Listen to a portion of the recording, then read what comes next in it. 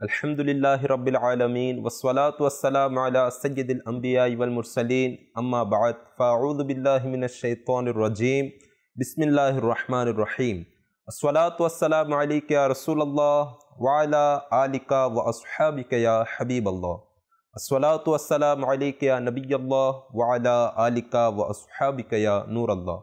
मदनी चैनेलेर दर्शकबिंदु अल्हम्दुलिल्लाहि आज़्ज़ा व जल आज আমরা আরেকবার উপস্থিত হয়েছি মদনী চ্যানেলের ধারাবাহিক অনুষ্ঠান যার নাম হলো ভুল থেকে শিক্ষা। এই অনুষ্ঠানের মধ্যে আলহামদুলিল্লাহ আমরা প্রতিনিয়ত এক একটি গুরুত্বপূর্ণ বিষয় নিয়ে আমরা আলোচনা করে থাকি। আমাদের সাথে মুবাল্লিগে দাওয়াত ইসলামীও থাকে। তো আজকের বিষয় সম্পর্কে জানার পূর্বে আসুন আমরা একবার রাসূল পাক সাল্লাল্লাহু তাআলা আলাইহি ওয়া আলিহি ওয়াসাল্লামের প্রতি মুহাব্বত সহকারে দুরূদ পাক পাঠ করার কি ফজিলত বরকত রয়েছে তার সম্পর্কে একটি হাদিসে পাক শ্রবণ করে নেই।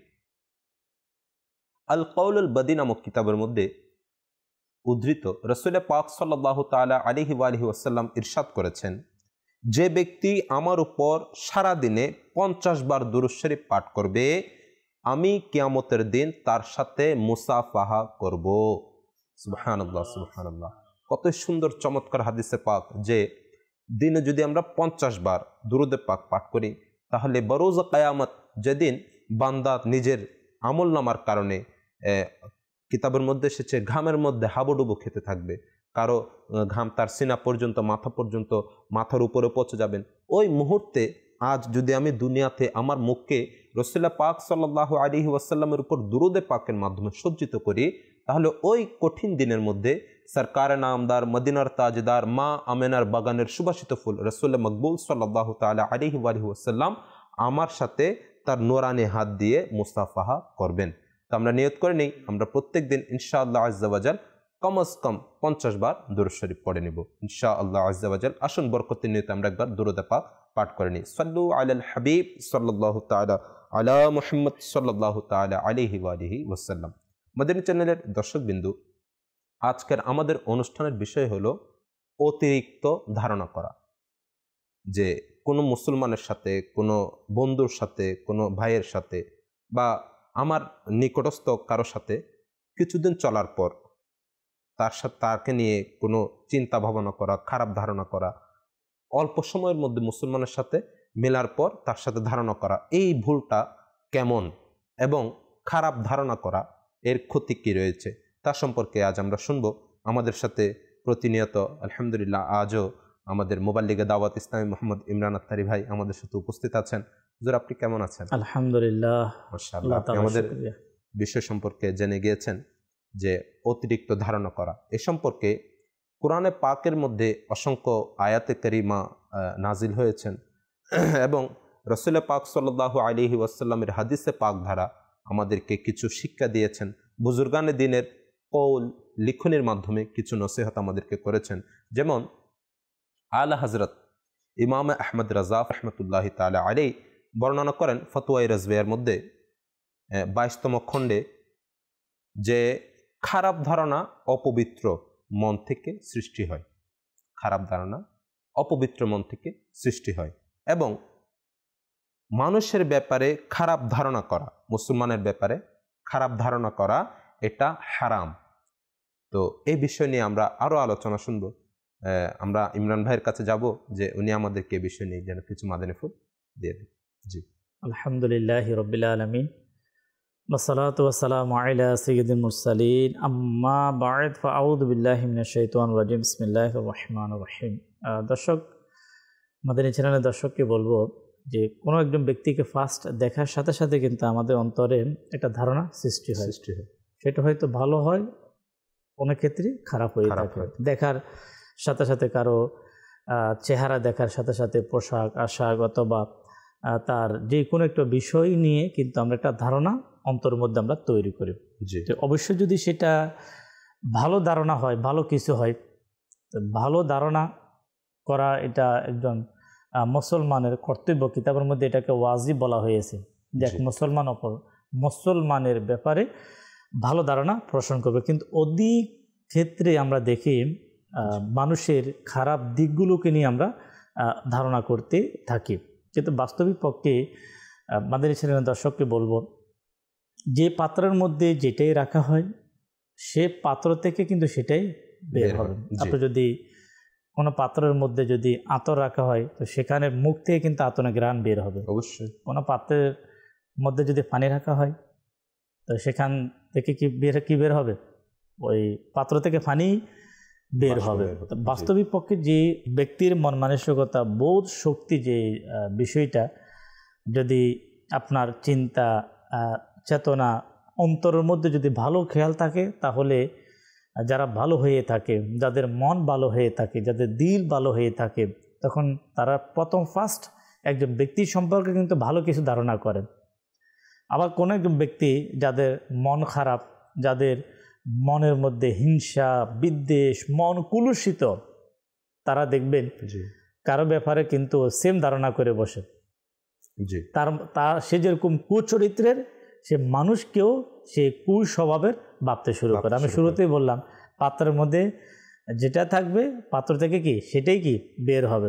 আর এই কথার সাথে আলা হজরত ইমাম আহলে সুন্নাত ইমাম আহমদ রাজা খান রহমতুল্লাহ তাআলা আলাইহির এই কথার সাথে কিন্তু দর্শক মিল আছে যে খবিজ গুমান খবিজ দিল সে নিকালতে হে, মন্দ ধারণা, খারাপ ধারণা অপবিত্র দিল থেকে। মানে আপনার মন মধ্যে যদি ভালো থাকে মানুষের ব্যাপারে ভালো বের হবে, যদি খারাপ থাকে তাহলে মানুষের ব্যাপারে খারাপ বের হবে। কিন্তু এখানে আমাদের প্রোগ্রাম যেহেতু ভুল থেকে শিক্ষা, আমরা যারা দুই একজনের সাথে দুই একবার দেখা হলো, আমি একটা ধারণা তৈরি করলাম, এটা অবশ্যই ভুল। হয়তো অনেক সময় দর্শক আমাদেরকে আফসোস করতে হয় যে আমি যদি তার ব্যাপারে ধারণা না করতাম, আমি না জেনে কিন্তু একটা ধারণা করে ফেললাম, আফসোস হওয়া উচিত। ভুল হলে একজন ইমানদার মুমিনের দায়িত্ব হচ্ছে পরে আবার কি করা, অনুতপ্ত হওয়া। কিন্তু এই ভুলটা অনেক সময় অনেক বড় ক্ষতির কারণ হয়ে যায়। এখানে ছোট্ট একটি ঘটনা, প্রচলিত একটি ঘটনা না বললে নয়, তা হচ্ছে শীতের রাতে দুইজন ব্যক্তি, একজন ছিল মুমিন নামাজি ব্যক্তি, আরেকজন ছিল চোর যারা রাতের বেলা চুরি করে। শীতের রাতে দুইজনেই পুকুরের ঘাটে গেলেন। শহীদ ভাই, পুকুরের ঘাটে গেলেন সবে সাদিকের সময়, প্রায় ফজরের টাইম, ফজরের একটু আগে, এখনো কি আছে, মানে এখনো পর্যন্ত অন্ধকার শেষ হয়নি, তাহাজ্জুদের সময় সবে সাদিকের সময়। যিনি মুমিন ছিলেন, নামাজি ছিলেন, তার উদ্দেশ্য ছিল ওযু করা, সেখানে সে ওযু করবে। আর সে একই জায়গাতে পাশাপাশি আরেকজন সেখানে উপস্থিত হলেন যে চুরি করে তার হাত মুখ ফ্রেশ হওয়ার জন্য সেখানে আসলো। তো মুমিন বান্দা, নামাজি বান্দা, সে সাথে সাথে তার অন্তরটা ধারণা সৃষ্টি হলো। আমি প্রথমে বললাম যে মানুষকে দেখে প্রথমে ধারণাটা তৈরি হয়। আবার যে চোর, তারও কিন্তু সে অন্তর মধ্যে একটা ধারণা তৈরি করলো। কিন্তু দুইজন আপন আপন অবস্থা অনুযায়ী তারা ধারণা তৈরি করলো। অবশ্যই ওই নামাজি ব্যক্তি সে ধারণা করলো, যেমন আমি মনে করলাম যে শীতের সময় আমি মনে হয় আপনার ওযু করার জন্য আসলাম, নামাজের জন্য, আমার মতো আরেকজন আছে, আরও মানুষ আছে, যে ভালো একটা, মানে তার ভিতরে যেটা ভালো এটা প্রকাশ পাচ্ছে ভালো আকারে। অবশ্যই। আর ওই চোর সে ভাবতে লাগলো যে মনে হয় যে শীতের রাতে আমি মনে করি যে মনে হয় যে আমি চুরি করি, কিন্তু না, আমার মতো আর মনে হয় আরও আছে। এই ঘটনাটা আমাদের জন্য দর্শক অনেক বড় শিক্ষণীয়। প্রথম নাম্বার হচ্ছে যে ফার্স্টে যে একজন মানুষকে আমি মাত্র দেখলাম, দেখার মাত্র যে আমি আপনার তার ব্যাপারে ধারণা তৈরি করলাম, তা আমি এটা অবশ্যই ভুল করলাম। কিন্তু এখানে একজন ছিলেন পজিটিভ, একজন ছিলেন নেগেটিভ। যিনি নামাজি ছিল তার ধারণাটা অবশ্যই শরীয়সম্মত ছিল। সে বলল যে ওই চোরকে তার মতো নামাজি মনে করলো, তার মতো একজন ফরেজগার মনে করলো। কিন্তু আমাদের দর্শক আলোচনার বিষয় হচ্ছে আপনার যারা না বুঝে অল্পর মধ্যে মানুষের ব্যাপারে খারাপ ধারণা করে নেয়। কেউ টাকাওয়ালা হয়ে গেল, তা আমি চিন্তা করলাম যে সে কার জানি মেরে সে টাকাওয়ালা হয়ে গেল। এভাবে মানে আমাদের সমাজে যে প্রেক্ষাপট, যদি কেউ আপনার শারীরিক সৌন্দর্যতা তৈরি করলো, তখনও কিন্তু আমরা সেখানে তার ব্যাপারে একটা বিষয় আমরা ধারণা করি। যদি কোনো ব্যক্তি যদি আপনার টাকাওয়ালা হোক, অর্থ সামগ্রিক যে কোনো দিক থেকে যদি কোনো প্রতিষ্ঠিত হয়ে থাকে, অথবা কেউ রাস্তা দিয়ে যাচ্ছেন, তো রাস্তা দিয়ে যাওয়ার সাথে সাথে কিন্তু সে কোথায় যাচ্ছে মূলত ওই বিষয়গুলোকে আমরা না ভেবে না বুঝে কিন্তু আমরা তার ব্যাপারে খারাপ ধারণা আমরা করে থাকি। যদি আমরা কোরআনুল কারীমের দিকে যদি আমরা যাই, আমরা হাদিসে পাকের দিকে যদি আমরা যাই, এই ব্যাপারে কিন্তু অসংখ্য যে এই ধারণাটা কিন্তু বেশিরভাগ ক্ষেত্রে, শহীদ ভাই, বেশিরভাগ ক্ষেত্রে কিন্তু যারা ধারণা করে তারাই বলবে যে আমাদের যতই ধারণা আমরা করি এর মধ্যে মেজরিটি কিন্তু পরে ভুল প্রমাণিত হয়। এই বিষয় নিয়ে ইমরান ভাই আল্লাহ রাব্বুল ইজ্জত কোরআনে পাকের মাধ্যমে বান্দাদেরকে শিখিয়ে দিয়েছেন, হুকুম করেছেন। 26 নম্বর পারার সূরা হুজুরাতের 12 নং আয়াতের মধ্যে আল্লাহ তাবারক ওয়া তাআলা ইরশাদ করেন, যার কানজুল ঈমান থেকে অনুবাদ, হে ঈমানদারগণ, তোমরা নানা রকম অনুমান থেকে বিরত থাকো, নিশ্চয় কোনো কোনো অনুমান পাপ হয়ে থাকে।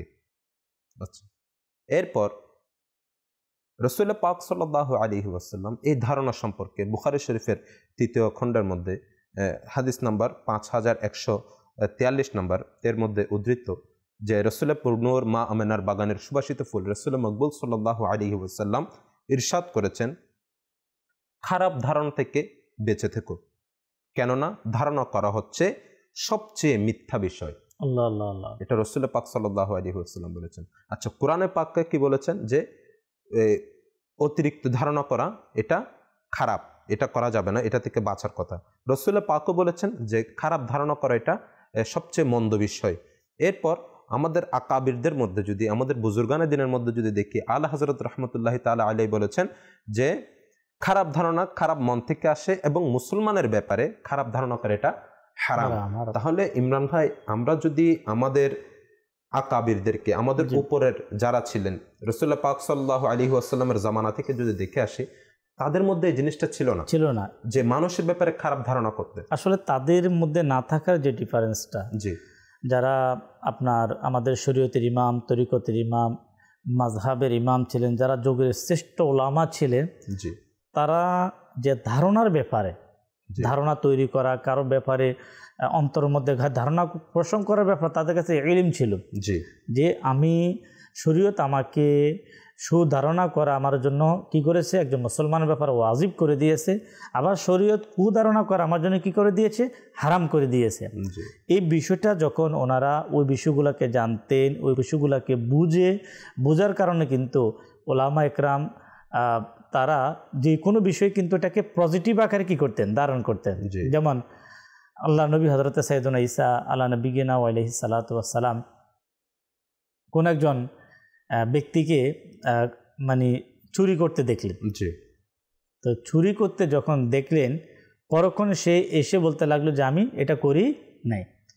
ঈসা আলাইহিস সালাতু ওয়াস সালাম তিনি এটাকে সুধারণার মধ্যে আকার ধারণ করলেন। তিনি কি বললেন যে আমার চোখ ভুল দেখেছে। দেখেন, এই যে একজন মুসলমানের ব্যাপারে, যে মানে একজন ব্যক্তির ব্যাপারে, ঈসা আলাইহিস সালাতু ওয়াস সালাম একজন পয়গম্বর, একজন নবী, যখন কোন একজন ব্যক্তি উনি এসে ঈসা আলাইহিস সালাম বলে উনি দেখেছেন, উনি এই কাজটা করেছেন, দেখেছেন, দেখার পরে যখন সে ঈসা আলাইহিস সালাতু ওয়াস সালামের সামনে এসে বলল যে আমি এই কাজটা করি নাই, তো তিনি কি বললেন? তিনি ওই ব্যক্তির ব্যাপারে কিন্তু কুধারণা না করে আল্লাহর নবী হযরত ঈসা আলাইহিস সালাতু ওয়াস সালাম তিনি কি বলেন, আমার চোখ মনে হয় কি দেখেছে, ভুল দেখেছে। আজকে আমি আমাদের শোয়েব মাদানী ভাইয়ের মাধ্যমে আমি আমাদের দর্শককে বলবো, একটা মাত্র কুধারণার কারণে একটা ফ্যামিলি বরবাদ হয়ে যাচ্ছে। অবশ্যই ছোট্ট একটা কুধারণা করার কারণে মার্কেটের মধ্যে গন্ডগোল সৃষ্টি হয়ে যাচ্ছে। অবশ্যই ছোট্ট একটা খারাপ ধারণা করার কারণে বস এবং তার কর্মচারীর মধ্যে ঝগড়া লেগে যাচ্ছে, স্বামী স্ত্রীর মধ্যে ঝগড়া লেগে যাচ্ছে, মা এবং তার সন্তানের মধ্যে কি পাটল সৃষ্টি হয়ে যাচ্ছে, শুধুমাত্র ছোট্ট একটা কুধারণা। ফ্যামিলি ম্যাটার আপনার আজকে আমাদের সমাজের মধ্যে প্রায় কিন্তু ফ্যামিলি নিয়ে আলোচনা হয়। অমুকের ফ্যামিলিতে এটা হয়ে গেল, অমুকের ফ্যামিলিতে এটা হয়ে গেল।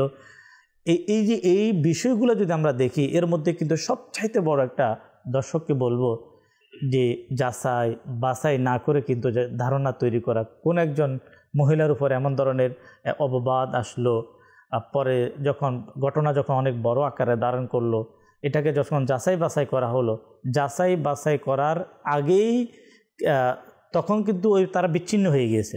মানে শরীয়তের দৃষ্টিকোণ থেকে স্বামী স্ত্রী যখন বিচ্ছিন্ন হয়ে গেল তালাকের মাধ্যমে, পরক্ষণে কিন্তু এটা রেজাল্ট আসতেছে যে তার ব্যাপারে এটা কুধারণা করা হয়েছে, ঘটনা যেমন ভাবা হয়েছে ঘটনা কিন্তু তেমন নয়। তো আজকে আমি মাদানী চ্যানেলের দর্শককে বলবো, যারা অল্পের মধ্যে, অল্প সময়ের মধ্যে একটা ধারণা তৈরি করে, কারো ব্যাপারে খারাপ ধারণা তৈরি করে তাকে বঞ্চিত করা হয়, তার পাওনা তাকে সঠিকভাবে দেওয়া হয়, সে যেটা প্রাপ্য ছিল তাকে পাওনা থেকে যাকে বঞ্চিত করা হয়, তো তাদেরকে কিন্তু এই ব্যাপারে ওলামা ইকরাম বলেন কুধারণা সুধারণা কি এই ব্যাপারে ইলম হাসিল করা হচ্ছে কি ফরজ। তাকে এই ব্যাপারে ইলম হাসিল করতে হবে। শুধু এতটুকু নয় যে কুধারণা কিভাবে সৃষ্টি হয়, কুধারণা থেকে কিভাবে বাঁচতে হয়। বিশেষ করে যারা ইলমে তাসাউফের মধ্যে যারা হক্কানি ফিরানে ইজাম যারা রয়েছেন, আল্লাহর ওলি রয়েছেন, তারা তাদের কিতাবের মধ্যে লিখেছেন শোয়েব ভাই, যে বিশেষ করে অভ্যন্তরীণ যে রোগটা কুধারণা, মানুষের ব্যাপারে মন্দ ধারণা, অপবিত্র ধারণা, এটা থেকে বাঁচার জন্য দীর্ঘ কষ্ট পরিশ্রম করা লাগবে। যে আমি যদি চাই যে আমি বেঁচে যাব না, এখানে কিন্তু ওলামা ইকরাম আমাদের একটা রাস্তা দিয়ে দিয়েছেন। সেটা কি, আমাদের সালফে সালেহিন যারা ছিলেন তারা একটা রাস্তা দিয়েছেন। প্রথমে দেখার সাথে সাথে আমাদের করণীয় কি, সেই ব্যাপারে আমি একটি বর্ণনা আরজ করব। হযরতে ওমর ইবনুল খাত্তাব রাদিয়াল্লাহু তাআলা আনহু বলেন, তোমার ভাইয়ের ভিতর থেকে যে কথা বের হয় তাকে তুমি খারাপ অর্থে নেবে না, বরং কোনো কথা শুধুমাত্র উত্তমভাবে, মানে ওই কোনোভাবে হোক ওই কথাটাকে তুমি উত্তমভাবে নেবে। যখন কোনো ভাই থেকে শুনলাম, কেউ বোন থেকে শুনলো, সে তার বন্ধু থেকে একটা কথা শুনলো, তার প্রথম দায়িত্ব হচ্ছে সেটাকে উত্তমভাবে কি করা, নেওয়া। খারাপ দৃষ্টিকোণ থেকে এটাকে ভাবাও যাবে না, চিন্তাও করা যাবে না, নেগেটিভ দিকে নেওয়াই যাবে না। অবশ্যই ইমরান ভাই দেখেন, এই যে খারাপ ধারণা করা মানুষের, এটার কিন্তু শাস্তি মাদানী চ্যানেলের দর্শকবিন্দু অনেক সময় দুনিয়ার মধ্যে পেয়ে যায়। আল্লাহওয়ালাদের ব্যাপারে খারাপ ধারণা করা, মুসলমানের ব্যাপারে খারাপ ধারণা করা, এইরকম ধারণা থেকে আমাদের বাঁচা উচিত। দেখেন একটা ওয়াকিয়া এই সম্পর্কে, যে এটার যে কুধারণা করার শাস্তি দুনিয়ার মধ্যে কেমন করে পেয়ে যায়, না বুঝে কুধারণা করার কারণে। তো একটা রাওয়ায়াতের মধ্যে বর্ণনা আছেন, একবার হাড় কাঁপানো ঠান্ডায় হযরতে সাইয়্যিদুনা শেখ আবুল হুসাইন নুরি রহমতুল্লাহ তাআলা আলাই এর খাদিমা অর্থাৎ সেবিকা তার কাছে দুধ রুটি নিয়ে উপস্থিত হলেন।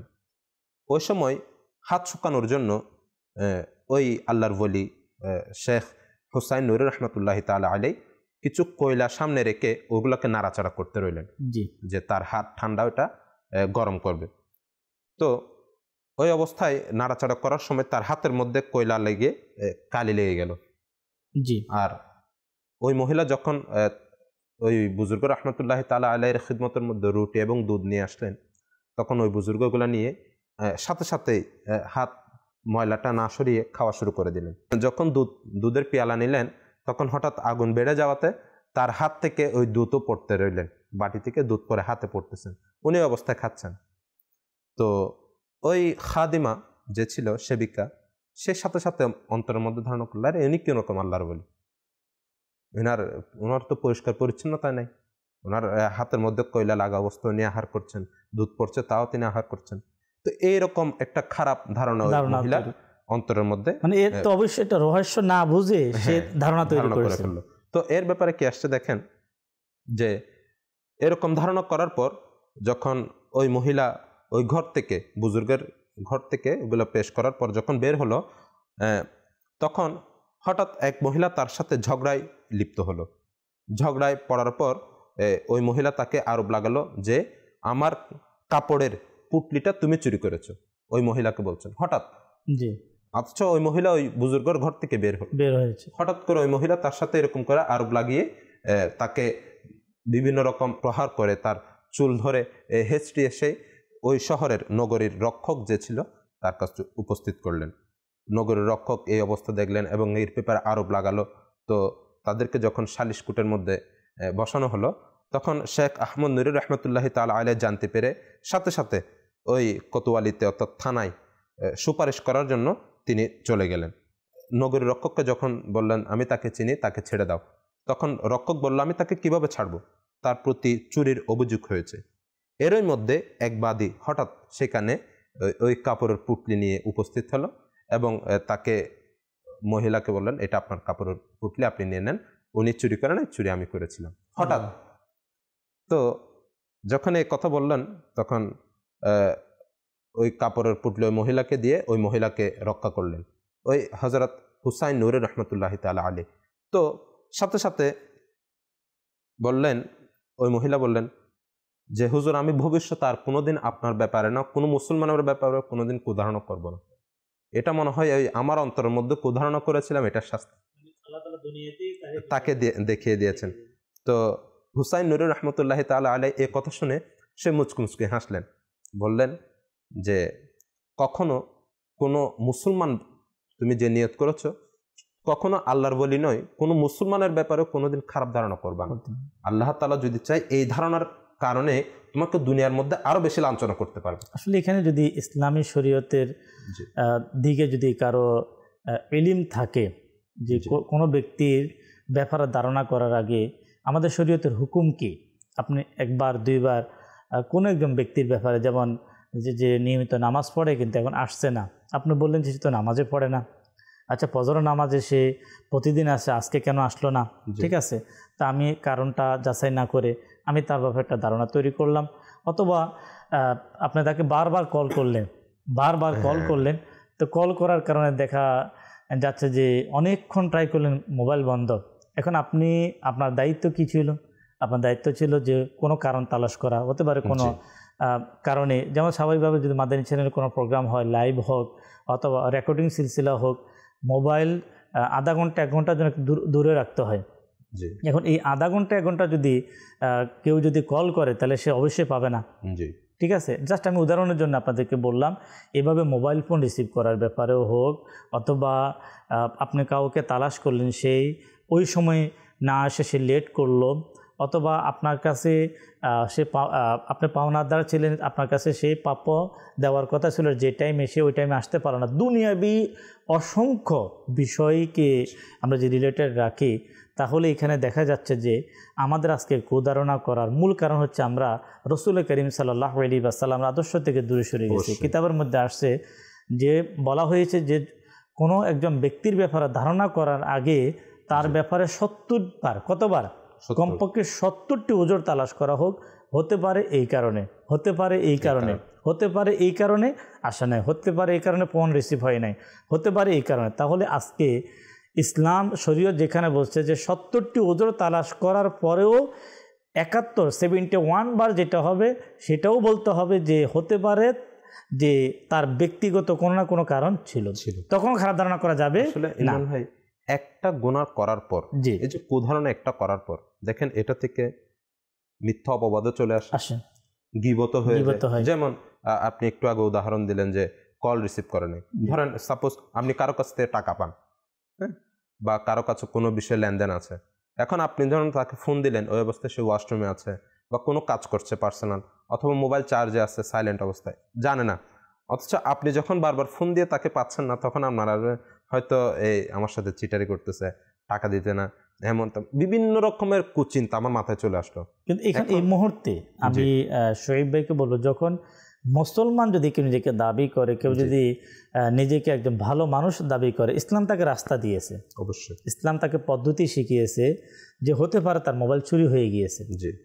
মানে আপনি বললেন না সে ফোন রিসিভ করছে না, সে মনে হয় আমার সাথে কি চলনা করছে, এখন হতে পারে আপনাকে ধারণা করা উচিত, হতে পারে তার ফোন চুরি হয়ে গিয়েছে, অবশ্যই, অথবা তার ফোন মানে সে কোনো না কোনো কারণে সে ফোন কোনো জায়গাতে রেখে সে চলে এসেছে, মানে এই ধরনের যদি একটা ধারণা যদি তৈরি করা হয়। আপনার লেটেস্ট ঘটনা আসলে আমাদের শিক্ষার জন্য ঘটনাটা উপস্থাপন করা, সেটা হচ্ছে কোনো একজনকে প্রায় তার পরিবারের লোকেরা 14 থেকে 15 ঘন্টা পাচ্ছে না, আবার সে ওই শহর থেকে আরেকটা শহরে যাওয়ার কথা, এখন সেই ওই শহরে ফোন দিয়ে দেখলো যে সে ওখানেও আসে নাই, আবার তার নিজের শহরও সেখানেও তাকে পাওয়া যাচ্ছে না, এবং ফোন অফ। এখন দেখা যাচ্ছে যে পরিবারের মা বলতেছে এটা হয়ে গেল, স্ত্রী বলতেছে হয়তো এটা হয়ে গেল, তার ভাইরা বলতেছে এটা হয়ে গেল। মেজরিটি যারা ধারণা করেছে তাদের মধ্যে মেজরিটি ছিল কিন্তু কুধারণা, মানে যে সে হয়তো ঋণগ্রস্ত ছিল, এই কারণে মনে হয় এদিক সেদিক হয়েছে। দেখেন ইসলাম, আলহামদুলিল্লাহ আমরা মুসলমান, আমাদের মুসলমানদের যে নৈতিক শিক্ষা, আজকে যে দাওয়াত ইসলামীর যে আমাদেরকে বিষয়গুলো মাদানী চ্যানেলের মাধ্যমে যে শিক্ষা দিচ্ছে, মাদানী চ্যানেলের মধ্যে আমাদেরকে শিক্ষা দিচ্ছে দাওয়াত ইসলামী দ্বীনী সংগঠন, আমাদেরকে বাঁচানোর জন্য। সুধারণা করার মধ্যে দুনিয়াবী উপকার আছে, আখিরাতের অবশ্য উপকার আছে। এমন কিছু কুধারণা আছে, আমি দর্শককে বলবো যেটা অনেক বড় একটা খারাপই ধারণ করে। 6ষ্ঠ হিজরিতে আপনারা এই ঘটনা আপনারা সবাই জানেন। দীর্ঘ ঘটনা আমি শর্ট টাইমে আমি আপনাদেরকে বলার চেষ্টা করব, যাতে করে আমরা বুঝতে পারি আমাদের সমাজে যাতে একটা কুধারণা করার কারণে যাতে সমাজের বিশৃঙ্খলা যাতে করে সৃষ্টি না হয়। নবী পাক সাল্লাল্লাহু তাআলা আলাইহি ওয়াসাল্লামের সাথে এক যুদ্ধের মধ্যে মা আয়েশা সিদ্দিকা তৈয়বা তাহেরা রাদিয়াল্লাহু তাআলা আনহা অংশগ্রহণ করলেন। আপনার রাতের বেলা মা আয়েশা সিদ্দিকা রাদিয়াল্লাহু তাআলা আনহা কোনো কারণে আলাদা হয়ে গেলেন। তো ওই ঘটনাকে নিয়ে মুনাফিক আব্দুল্লাহ ইবনে উবাই সেই একটা কুধারণা করে শুধু সে নিয়ে কুধারণা করে নাই। মাদানী চ্যানেলের দর্শক আপনারা সবাই মা আয়েশা রাদিয়াল্লাহু তাআলা আনহা তৈয়বা তাহেরা যে ওনার ব্যাপারে এমন কুধারণা আর অসংখ্য মানুষের মধ্যে সৃষ্টি করেছে। অতঃপর আমরা সবাই জানি কোরআনুল কারীমের আয়াতে মোবারক আল্লাহ তাবারক ওয়া তাআলা এটার প্রমাণ কোরআনুল কারীমের মধ্যে আল্লাহ তাবারক ওয়া তাআলা দিয়েছেন। তো এই বিষয়ে আমরা যদি দেখি যে আল্লাহ রাব্বুল আলামিন কোরআনুল কারীমের মধ্যে সূরা নূরের 12 নম্বর আয়াতের মধ্যে দীর্ঘ লম্বা ঘটনার অনেক বড় ঘটনা, যে মানুষকে শিক্ষার জন্য, মানুষ যাতে কোনো কারোর থেকে শুনে যাতে করে কারো ব্যাপারে ধারণা না করে। যেহেতু ওই মুনাফিকের ওই আপনার ফান্দের মধ্যে অনেকে পড়ে গিয়েছে, অনেকে পড়ে গিয়েছে। আল্লাহ রাব্বুল আলামিন কোরআনুল কারীমের আয়াতে মোবারকা তখন নাজিল করলেন, তোমরা যখন এই কথা শুনেছিলে তখন কেন এমন হলো না যে মমিন পুরুষ ও মমিন নারীগণ নিজেদের সম্পর্কে সুধারণা পোষণ করতে এবং বলে দিত এটা সুস্পষ্ট মিথ্যা। যে তোমাদের দায়িত্ব ছিল শোনার সাথে সাথে মুমিনদের দায়িত্ব ছিল এটা। মা আয়েশা সিদ্দিকা তৈয়বা তাহেরা রাদিয়াল্লাহু তাআলা আনহার এই ঘটনা, তিনি পবিত্র, তার ব্যাপারে যে কুধারণা মুনাফিকের পক্ষ থেকে হয়েছে এটা সম্পূর্ণ ঈমানদারদের দায়িত্ব ছিল বলা মিথ্যা। এই ঘটনা বলার উদ্দেশ্য হচ্ছে দীর্ঘ কয়েকদিন এই মুনাফিকের একটা কুধারণার কারণে মদিনায় তৈয়বার মধ্যে কিন্তু অনেক বড় একটা বিশৃঙ্খলা সৃষ্টি হয়েছে। যে ঘটনাতে আমাদের প্রিয় নবী রাসূল করিম সাল্লাল্লাহু আলাইহি ওয়াসাল্লাম অনেক কষ্ট অনুভব করেছেন। আর স্বয়ং আল্লাহ রাব্বুল আলামিন কোরআনুল কারীমের আয়াতে মোবারকা মা আয়েশার শানে, পবিত্রতার শানে আয়াতে মোবারকা নাজিল করলেন। হুজুর সাল্লাল্লাহু আলাইহি ওয়াসাল্লাম শান্ত হলেন। আসলে বাস্তবিক যে একটা কুধারণা একটা পরিবারকে নষ্ট করতে পারে, একটা সমাজকে নষ্ট করতে পারে, অফিসের বিশৃঙ্খলাকে সৃষ্টি করতে পারে। আমরা আবার আমাদের প্রথম কথায় আমরা চলে আসি। আমাদের প্রোগ্রাম হচ্ছে ভুল থেকে শিক্ষা। 2-1 বার দেখা, 2-1 মিনিট কারোর সাথে থাকার মধ্যে কোনো খারাপ ধারণা সৃষ্টি করা, এটা আমাদের শরীয়ত কখনো আমাদেরকে অনুমোদন দেয় না। মাদানী চ্যানেলের দর্শকবৃন্দ, আমরা এতক্ষণ পর্যন্ত শুনলাম যে খারাপ ধারণা করা, অনুমান করা, এটার ক্ষতি কেমন। আল্লাহ রাব্বুল ইজ্জত কোরআনের মধ্যে বলেছেন, আমি শুরুতে বলেছি যে ইন্না বা'দা যন্নি ইসমুন, নিশ্চয় কতিপয় অনুমান এটা পাপ হয়ে যায়। তো আমরা চেষ্টা করব সর্ব অবস্থায় মুসলমানের ব্যাপারে, কোনো মুসলমান ভাই হোক, আত্মীয় স্বজন হোক, যে হোক, কোনো রকম খারাপ কোনো ধারণা করব না ইনশাআল্লাহ। আল্লাহ তাআলা আমাদেরকে এই ভুল থেকে বেছে সঠিক শিক্ষায় আমাদেরকে চলার সে তৌফিক দান করুক। আজ এ পর্যন্ত, আগামী অনুষ্ঠান দেখার আমন্ত্রণ জানিয়ে আজ এখানেই বিদায় নিচ্ছি। ততক্ষণ পর্যন্ত ভালো থাকুন, সুস্থ থাকুন, দেখতে থাকুন মাদানী চ্যানেল বাংলা। সাল্লু আলাল হাবিব সাল্লাল্লাহু তাআলা আলা মুহাম্মদ সাল্লাল্লাহু তাআলা আলাইহি ওয়া সাল্লাম।